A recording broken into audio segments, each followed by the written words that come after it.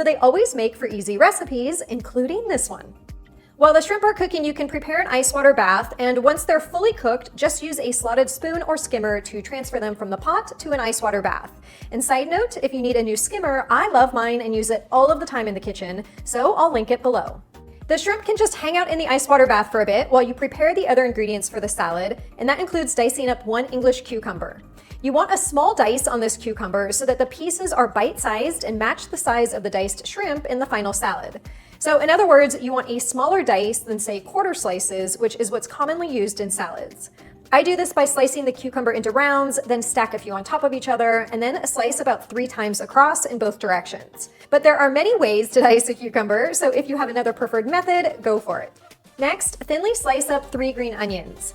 I use finely diced red onion in my classic shrimp salad recipe, but I love the green theme with the cucumber and green onions in this one. But if you happen to have red onion on hand, feel free to swap that in. At this point, the shrimp should be fully cooled, so drain them in a colander and then slice them up into small pieces.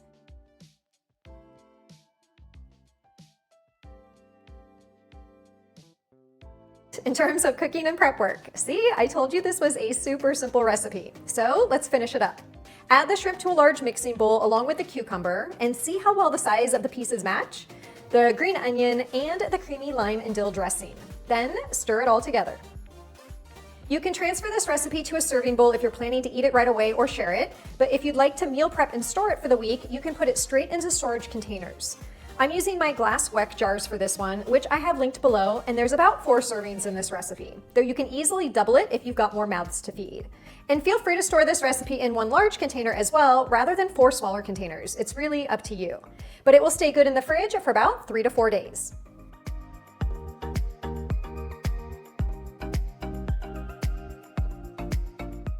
All right, next up is this mango curry chicken salad that is amazing and honestly my current favorite salad. You can find this recipe in my Healthy Meal Prep cookbook, and shameless plug for my cookbook because if you love the recipes I'm showing you today, this is an entire cookbook full of similar recipes that you can make ahead and meal prep. So if you haven't bought it yet, here's your nudge to go buy it.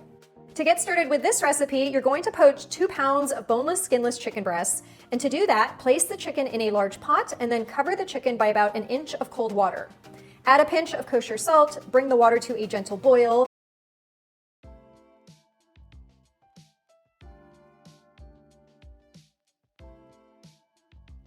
Fruits, and the sweetness of the mango combined with the curry spice is seriously a match made in heaven. Similar to the cucumber in the previous recipe, there are oh so many ways to peel and dice a mango, and you'll need 2 of them for this recipe. Today, I'm slicing the cheeks away from the seed and then using a large spoon to scoop out the flesh. Sometimes I'll dice before scooping and sometimes I'll dice after scooping. It really just depends on what I'm making. But also, don't forget the extra flesh that's on the side of the seed, so make sure you dice that up as well.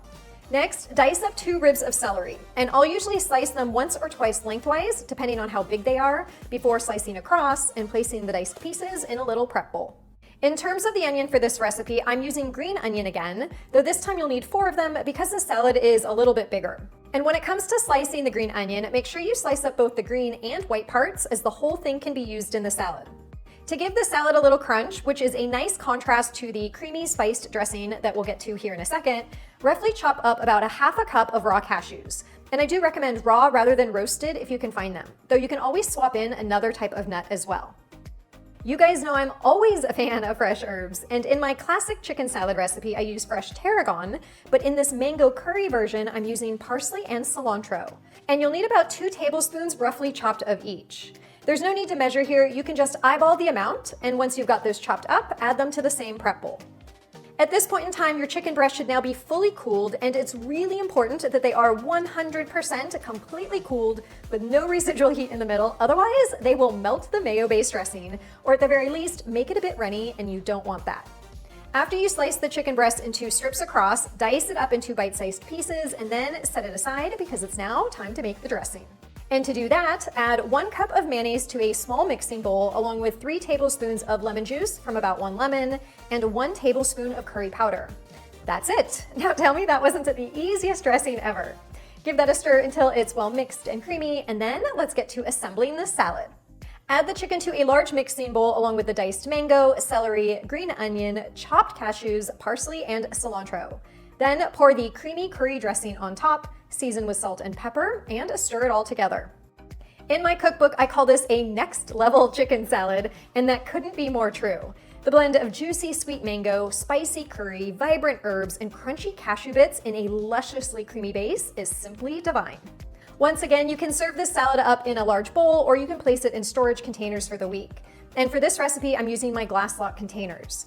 This recipe makes a bit more than the first recipe, about 6 servings or so, and it'll stay good for 4 to 5 days in the fridge.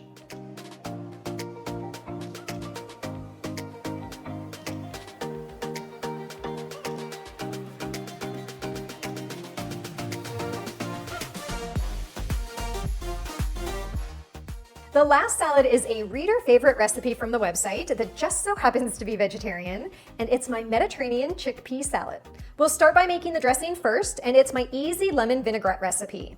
You'll need a 1/3 cup of extra virgin olive oil, a 1/4 cup of lemon juice, 1 teaspoon Dijon mustard, 1/2 teaspoon of honey or maple syrup, 1 minced garlic clove, and then a little salt and pepper to taste. Whisk that together until it's fully emulsified, and then just set it aside for now. The healthy ingredients in this salad recipe